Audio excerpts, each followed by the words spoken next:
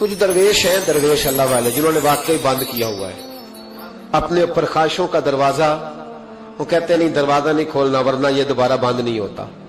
یاد رکھ لینا، کچھ درویش ہیں جنہوں نے اپنے اوپر دروازہ، خواہشات کا دروازہ اپنے اوپر وہ نہیں کھولتے. ایک سلطان یحییٰ نام کا بادشاہ گزرا ہے، عرب کے کچھ حصوں کا حکمران تھا، تو اس کو بڑا شوق تھا لوگوں کو بانٹنے کا. دو قسم کے لوگ ہوتے ہیں نا، کچھ کو جمع کرنے کا شوق ہوتا ہے، کچھ کو شوق ہوتا ہے کوئی روٹی کھا لے. حضرت ابراہیم علیہ السلام بغیر مہمان کے کھانا، کچھ ایسے بھی ہوتے ہیں جن کے گھر بندہ چلا جائے تو پتیلی پہ ڈھکنا دے لیتے ہیں. اپنا اپنا فرق ہے نا جی، ہر آدمی کا اپنا اپنا ذوق ہے، منت کرتے ہیں کسی کو. تو بادشاہ کو سلطان یحییٰ، عرب کے کچھ حصوں کا بادشاہ تھا، شوق بڑا تھا لوگوں کو کھلانے پلانے کا، بڑا شوقین تھا، بڑا بانٹتا تھا. اور کئی دفعہ معاذ اللہ اس پر فخر بھی کرتا تھا جو نہیں کرتا، تکبر سے بھی کہتا تھا بڑی جائیدادیں آؤ جس نے لینا ہے، تکبر بھی کرتا تھا معاذ اللہ جو نہیں کرنا چاہیے تھا. ایک دن جامع مسجد کے باہر کھڑے ہو کے نہ بانٹنے لگا. کوئی فقیر آیا تو ایک مٹھی بھر کے اشرفیاں دے دی، کسی کو سونا دے دیا، کسی کو چاندی دے دی. ایک درویش بابا جی کونے میں بیٹھے ہوئے، اسی کسی دے کچھ بھی نہیں لگ دے، کوئی ضرورت نہیں، کونے میں بیٹھے. آپ یقین کریں، آپ تھوڑا سا رخ ادھر کریں، دنیا پیچھے پیچھے ہو جاتی ہے. اگر آپ پیچھے بھاگیں گے تو آگے دوڑ کے بھاگیں. یہ مزاج ہے قوم کا، کسی کا حال پوچھ لیں وہ بگڑ جاتا ہے، کہتا ہے مجھ سے کوئی کام ہوگا تبھی تو پوچھا ہے.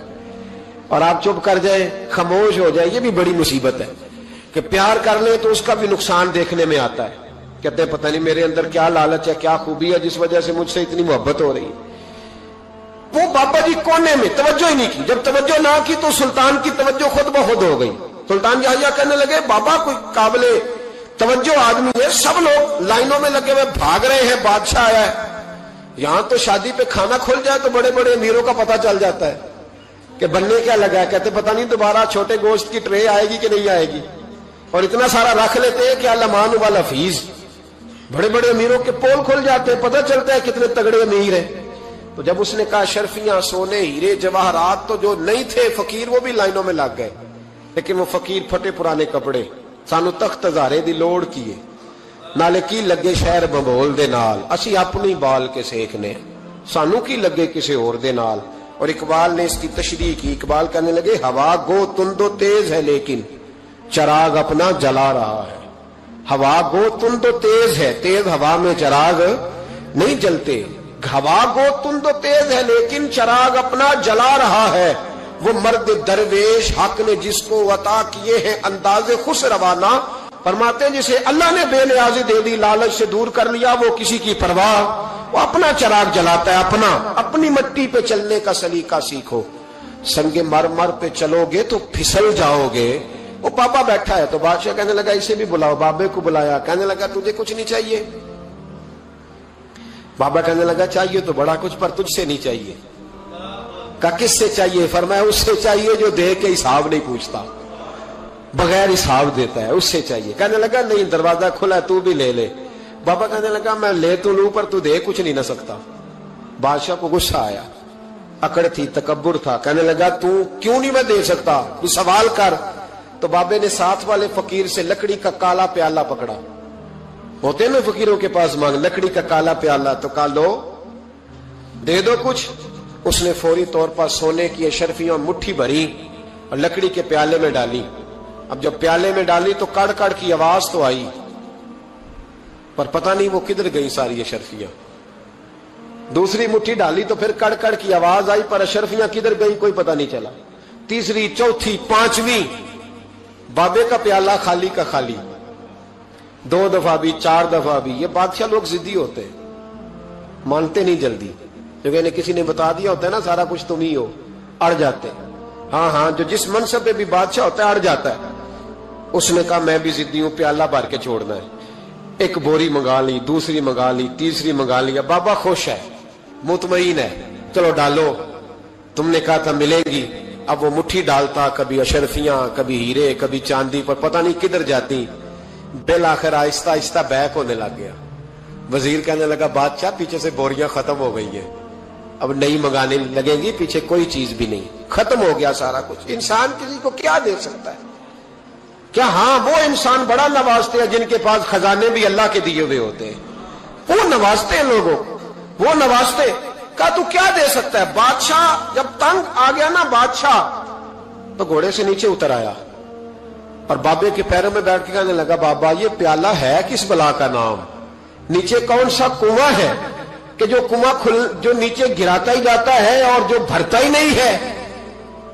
तो अब बादशाह का हाथ रुका तो बाबे ने प्याला छोड़ दिया और बड़ा कीमती लफ्ज कहा। बाबा कहने लगा, बादशाह ये इंसानी ख्वाहिशात का प्याला है, ये इंसान की ख्वाहिशों का प्याला है, ये लालच का प्याला है, ये कभी भर सकता।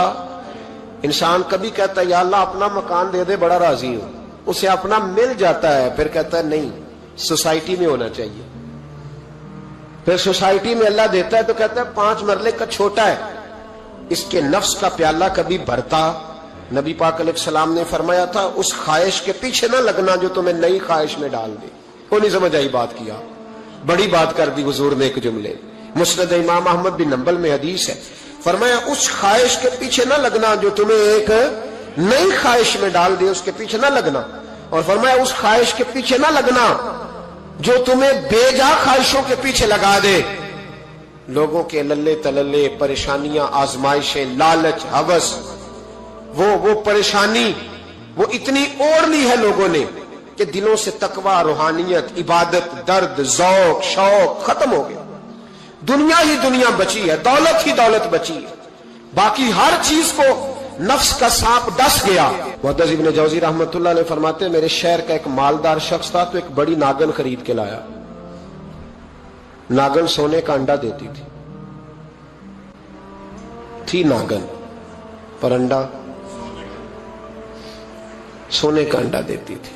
उसके बाल बच्चों ने भी, एक ही बेटा था, बीवी थी, उन्होंने कहा अब्बा ये नागन है, इसका काम दसना है, तो तू ख्याल कर। क्या कहा था हज़रत सुल्तान बहु ने? खारे खूह कदी मिठे नहीं थींदे, भावे सै मना गुड़ पाइए, ते सप्पां दे पुत कदी मिठ नहीं थींदे, भावे चूलियां दूध पियाइए। इसकी फितरत में डसना है। तो ये डसेगी, बात खत्म हो गई। का नहीं, सोने का अंडा देती है। रख लिया घर में। बकरी रखी हुई थी, पालतू बकरी, बकरी को नागन ने डस लिया, बकरी तड़प के मर गई। बीवी और बेटा कहने लगे ख्याल कर, बकरी को डस लिया ना उसने कहा बकरी कितने की? कहा 6 दिनार की। सोने का अंडा कितने का? कहा 50,000 दिनार का। तो कहने लगा छोड़ो, अंडा तो मिल रहा है ना, अगरचे नागन है, अंडा तो आ रहा है। कुछ दिनों के बाद घर में घोड़ा रखा था, घोड़े को डस लिया, तड़प के मरा घोड़ा। उसको फिर समझाया बीवी और बेटे ने कि बस कर दे, ये नागन है, ये डसेगी। उसने कहा घोड़ा कितने का? कहा 20 दिनार का। तो अंडा कितने का? 50,000 दिनार का। तो छोड़ो, घोड़ा मरने तो नया ले आएंगे। अल्लाह अकबर। एक नौकर घर में रखा था जानवरों को चारा डालने को। अचानक उसने चारा जो उठाया तो अंदर वो नागन बैठी थी। उसने हाथ पे डसा, गरीब ने चीखें मारी, चीखें, पर गरीबों की चीखें लोगों को सुनाई नहीं ना देती। गरीबों की चीखें लोग दरवाजे बंद कर लेते। लोगों ने इसलिए काले शीशे लगाए हैं कारों को कि गरीबों की चीखें ना दिखाई दे ना सुनाई दे। नागन ने डसा, चीखने लगा नौकर, लेकिन गरीब का खून भी सस्ता होता है ना, उसका सारा वजूद जहर से फट गया। लेकिन मालिक को तरस न आया, कहने लगा नया मुलाजम आ जाएगा। अब बीवी और बेटे ने पैरों में बैठ के समझाया कि बस कर दे, इसको छोड़ दे कहीं या मार डाल, ये नागन है। उसने कहा पागल हो गए हो, कभी सोने का अंडा देखा है? सोने का अंडा देती है। वक्त गुजरने लगा, चंद महीने सुकून के गुजरे, लोग बात भूल गए। एक दिन सवेरे सवेरे कमरे से मां के रोने की आवाज आई, और जब अम्मा चीखी, खामन दौड़ा तो कहने लगी ले तेरे सोने के अंडे बच गए। और वो देख मेरे बेटे को डस के बिस्तर से उतर गई है। वो देख मेरा इकलौता बेटा। अभी बेटे को उठा के तबीब के पास ले जाने ही लगे थे, वो अपने घर के दरवाजे तक पहुंचा था कि जनाब इजराइल पहले तशरीफ ले आए। अब जब वापस आया, बेटे का जनाजा बड़ा मुश्किल है बाप के लिए उठाना, बड़ा मुश्किल है, बड़ा मुश्किल। रोने लगा, चीखने लगा। एक बेटा वो भी पर्दा कर गया। जनाजा उठा, लोग उसको दफन करने के लिए निकले तो मां ने भी सारा सामान समेटा, मां ने भी। वापस आके कहने लगा तू कहां जा रही है? कहने लगी इस वेड़े में, इस सहन में मेरे बेटे की मौत हुई, यहां सोने के अंडे बचे पर मेरा बेटा नहीं बचा। मैंने उस आंगन को क्या करना है जिसमें सोना तो पड़ा हो पर बेटा मां पुकारने वाला हो ही कोई ना। मेरी तो सारी आरज़ुएं उजड़ गई, तेरे लालच ने हर चीज तबाह कर दी। कहने लगा मैं इसे मार डालूंगा, निकाल दूंगा, अब क्या फायदा? तो खत्म हो गई बात। देख कदरा कुछ कदर न जाती, कीती खूब तसल्ली हूं, दुनियादार पुजारी जर दे, कुत्तिया दे गल टल्ली हूं, अब क्या फायदा? बीबी निकली तो शख्स चौक में आया, डंडा लिया, नागन को मारा। और इब्न जौजी फरमाते हैं वो पागलों की जिंदगी बसर करता था, उसके दाएं बाएं सोने के अंडों का ढेर लगा होता था। वो लोगों को कहा करता था मेरे जैसे लालची न बनना, मेरे पास ना बीवी बची, ना बच्चे बचे, ना घर बचा, ना कोई वफादार बचा। हाँ मेरे पास दौलत की। मुझे बड़ी बात पसंद है शेख सादी की, कर्जे ले लेके मेहमान नवाजी करते थे। एक दिन सारे मकरूज इकट्ठे हो गए, कहने लगे बाबे पैसे दे।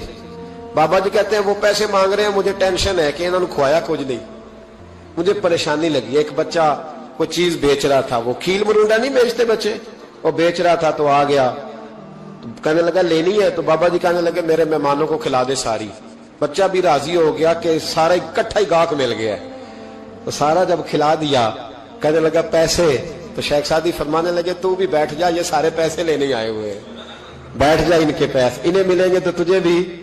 तो बच्चा रो पड़ा, रोया, कहने लगा मैं तो यतीम हूं, 4 बहनें छोड़ के आया, अम्मा की दवाई भी लेके जानी, मुझे तो पैसे चाहिए। बच्चा रोया तो शेख सादी का एक मुरीद आया, उसने ला के नजर पेश की, कहा हुजूर ये नजराना है। 400 दिनार लाया तो हजरत सादी ने सबको दिए, बच्चे को भी दिए।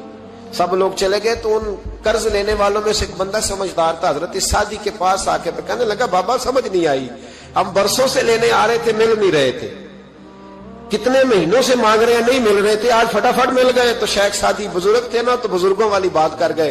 कहने लगे तुम में रोने वाला कोई नहीं था ना? पूरी मजलिस में एक भी रोने वाला हो तो सबका काम बन जाता है।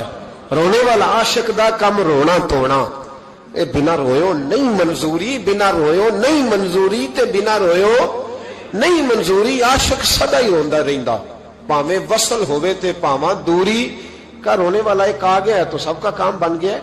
तो कुछ लोगों को